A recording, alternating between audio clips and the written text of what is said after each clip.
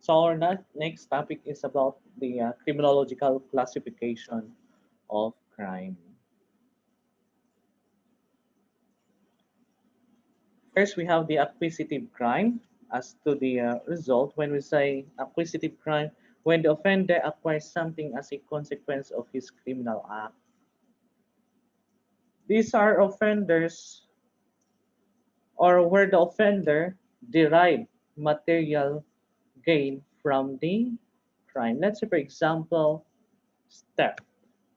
When Mr. Alpha went inside the house of Mr.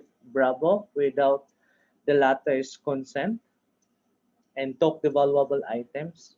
So he gained something from the criminal act he made, and that is the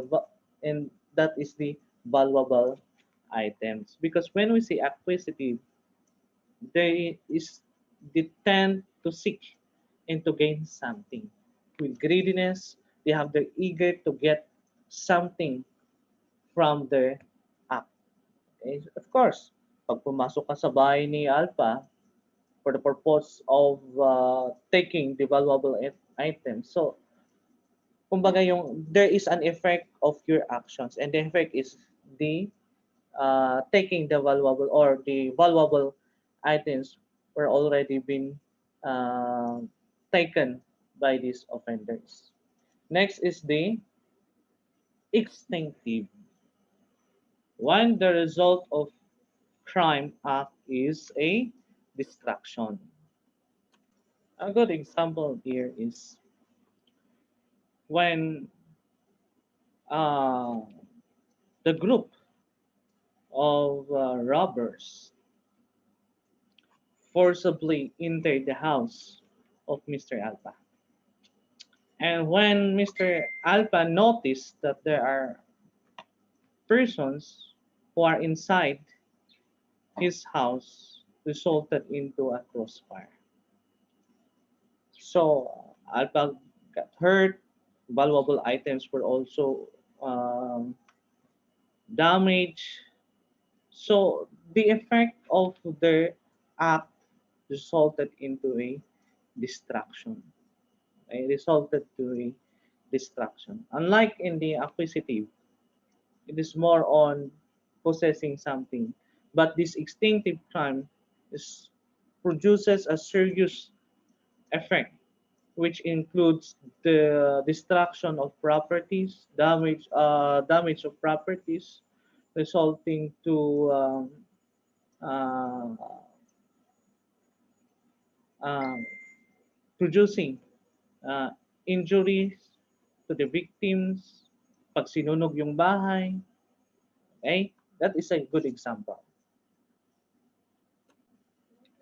Next also is the next classification is the seasonal crime. Pero it naman is as to the time or period of commission.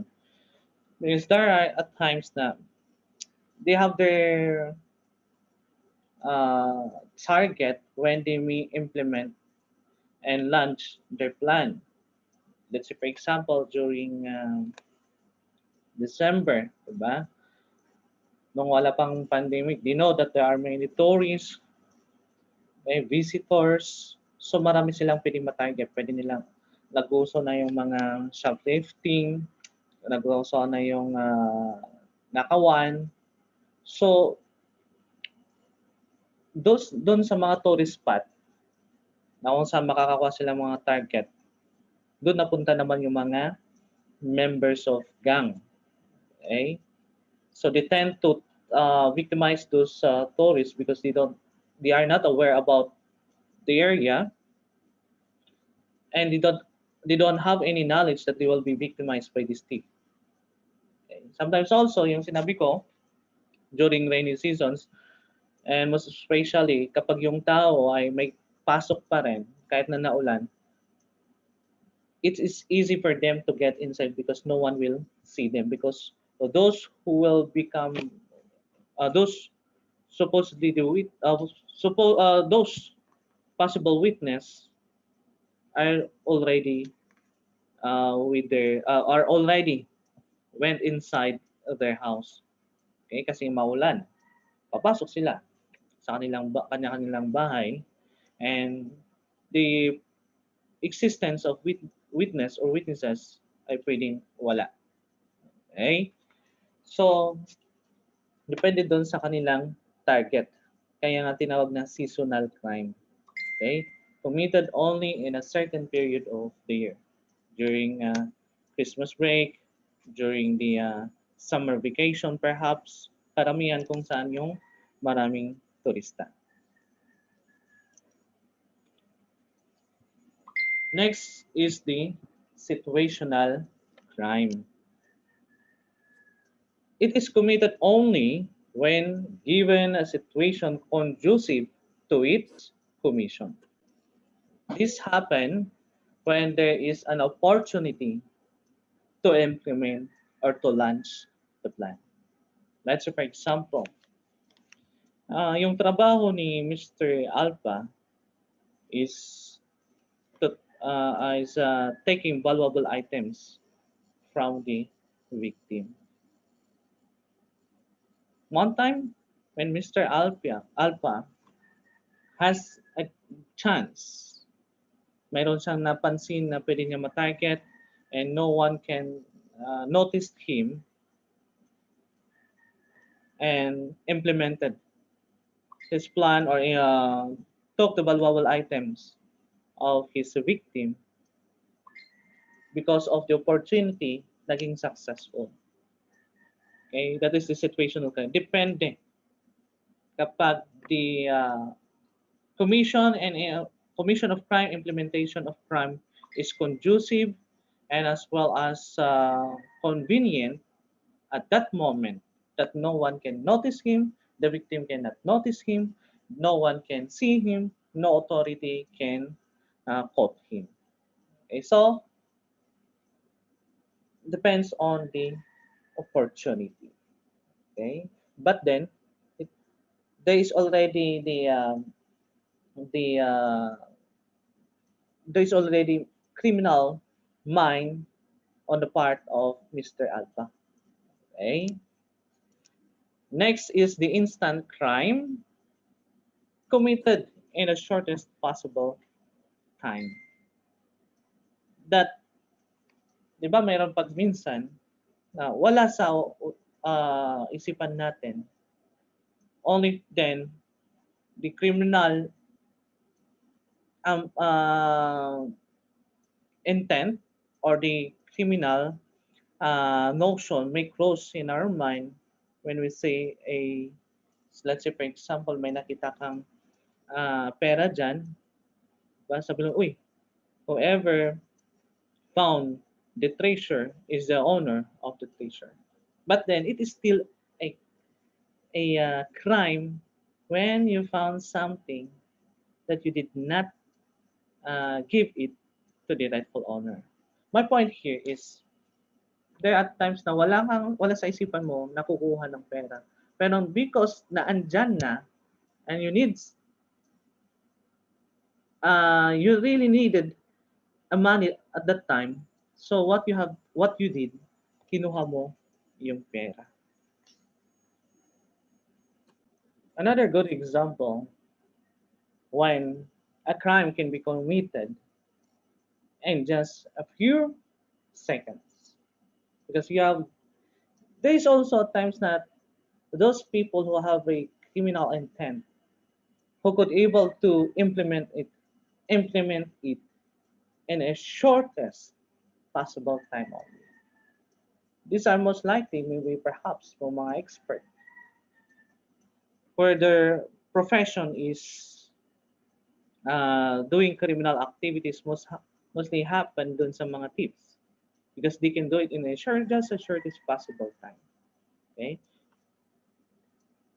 Nagkasalubong kayo lang dun sa taong stranger na hindi mo kilala and just a few seconds na nagkasalubong kayo, you notice that your wallet is no longer inside of your bag.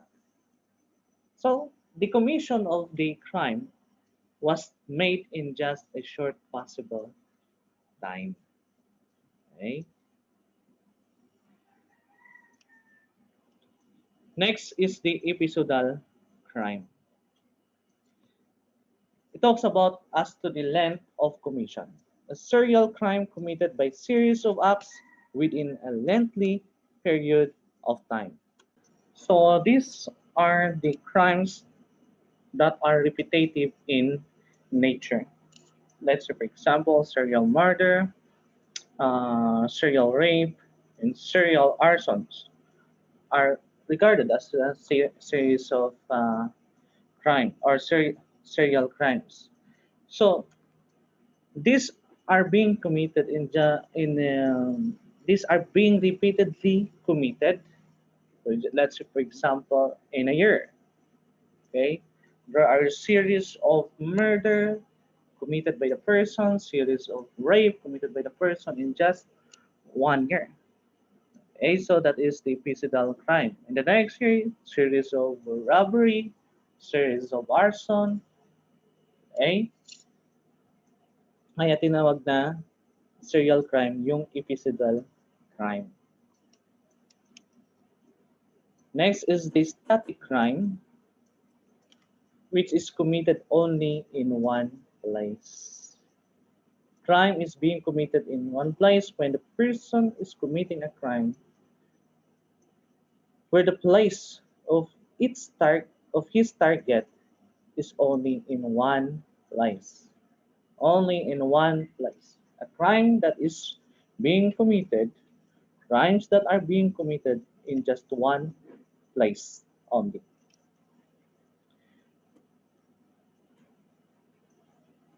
Next is the continuing crime.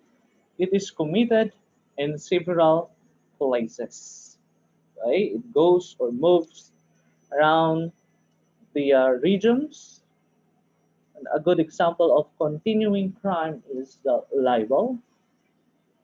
Continuing crime also, yes, the a good example of that is the libel. However, it also includes herein the commission of crimes in different places, in different places, and different areas of different places. Next is the rational crime in terms to the use of mental faculty. It is committed with intention. Offender is in full possession of his mental faculties, meaning the person may gain something, may get a reward of his action. Okay, so they choose and to engage criminal activities because they're expecting to gain something. Okay, they know that it is prohibited by our existing law, but they choose to engage and to commit crimes by reason that they can gain something. A good example is to gain money. Next is the irrational. Committed without intent, the offender does not know the nature of his act. There are some people who committed a crime, but not in the full capacity of mental state, that at the time of the commission of crime, he was not conscious, or perhaps that person controlled by emotion, di ba? Pero pag minsan kapag nakita mo yung asawa na nakikipag karoon ng sexual intercourse, nagkakaroon ng sabihin na uh, dumilim yung kanyang paningin. And perhaps also, meron yung pagkakataon na they are suffering from mental illness. At that time, umatake yung kanyang sakit sa utak, which resulted to injuring other people. Okay? So, committed without intent. But there was no intention at the time or at the moment when the crime is committed. It happened only when perhaps the emotion controlled him, or the anger controlled him, or perhaps that person is suffering mental illness. Next, as to the social status of the offender, We have the white collar crimes. It is committed by a person of responsibility in the course of his occupation who uses his power and authority to commit crime. A good example when a person is a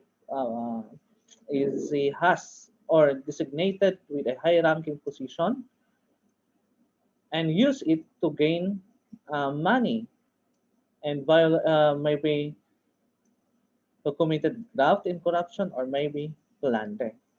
He used his profession to gain something and to commit crime. Okay? That may be against or that is against the interest of the employer kung saan siya nagtatrabaho. White collar crimes.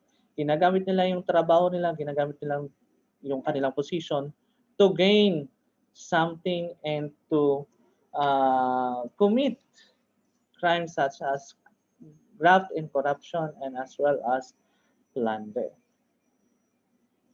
So most likely ito yung mga trabaho na mataas ang tungkulan, mababa man, pero he uses his profession to gain something which is against the interest of the employer, which is also against the law.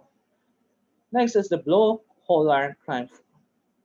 It is committed by ordinary professionals to maintain their livelihood. A good example when a person who don't have yet or who don't have a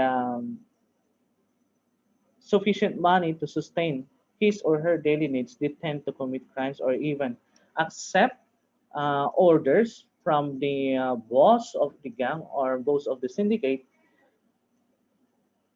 in exchange of to get money just to only sustain his or her daily needs.